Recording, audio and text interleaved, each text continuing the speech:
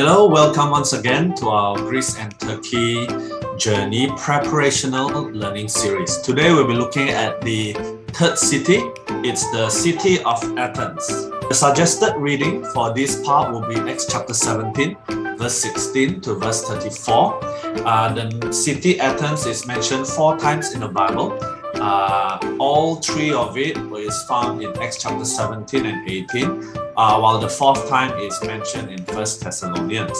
Now, while Athens is not being mentioned often, but Athens is also in our Paul's second missionary journey. So if you have not watched the previous video on the introduction to the 3 missionary journeys, do click on the upper right corner. Now, where is Athens? Athens is somewhere in Achaia. And so it's the Greece of today. Macedonia and Achaia are both Greece today.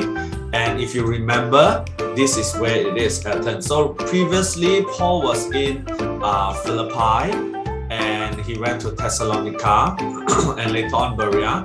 But he came to Athens down south, running away from the Thessalonians who chased after him. And that's where we are today. And if you look at Athens today, this is where it probably looked like. And there are a few things that we can learn about Athens. First thing is that we notice that Paul was alone. When Paul, when he was in Athens, he was alone because Paul, Timothy, and Luke, they were in Thessalonica. When they went away after being persecuted, remember the house of Jason, they went to Berea. But after Berea, the Thessalonians came and attacked them again. So Paul had to travel alone, escape alone to Athens while he waited for Timothy to join him, and Titus, I think. And so that's where he was. He was alone. And when he was there, he was spending time in a public square. And as he was in the public square, he began preaching about Jesus. He talked to the people there, he was proclaiming, and in his preaching, he begins to have a lot of discussions. He begins to a lot of debate, and that made him a little bit famous. So people were like, oh, let's invite him to talk more about this Jesus. And they invited him to Areopagus. Now, what is Areopagus? Areopagus, also known as Mars Hill. Okay, these two are the same thing. Now, Areopagus refers to the place. It refers to this place on top of the hill. It is called Mars Hill.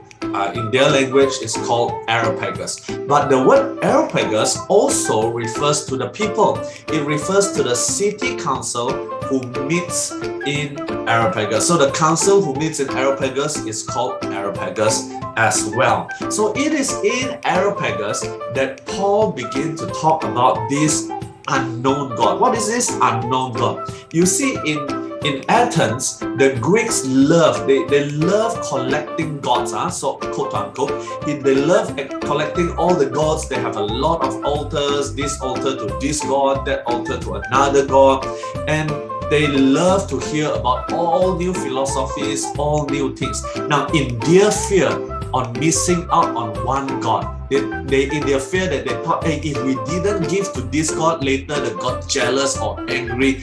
In that, they make an altar, and this altar is written.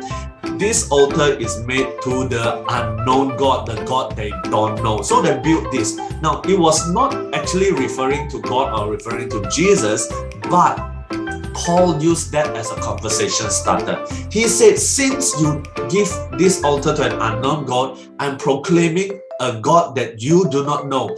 This God that you don't know, I now proclaim to you. And he preached about Jesus. He talked about the gospel, and he talked about the resurrection.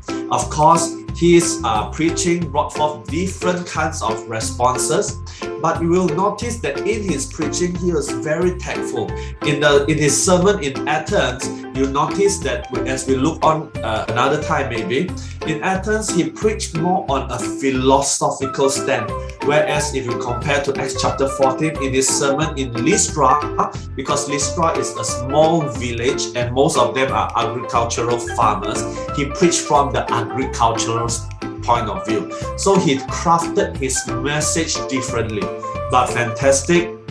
at the end of his sermon in Areopagus, in his discussion, we see that in verse 34, it says, some men joined him and believed, among whom was Dionysius, a member of the council. There was also a woman named Damaris and some other people. It's quite exciting to hear this, because even though Paul did not write any letters to the church in Athens, we do know that there was a church that's being formed in Athens, and we know from church tradition that Dionysius was the first bishop of the church in Athens. So his fruit of that preaching, that sermon that day, may not seem like much. It feels like not many people accepted Christ, but yet God has planted a seed for the church to grow that day in Athens. All right, so that's all for today. Remember to read Acts chapter 17, verse 16 to verse 34. See you again next time. God bless you.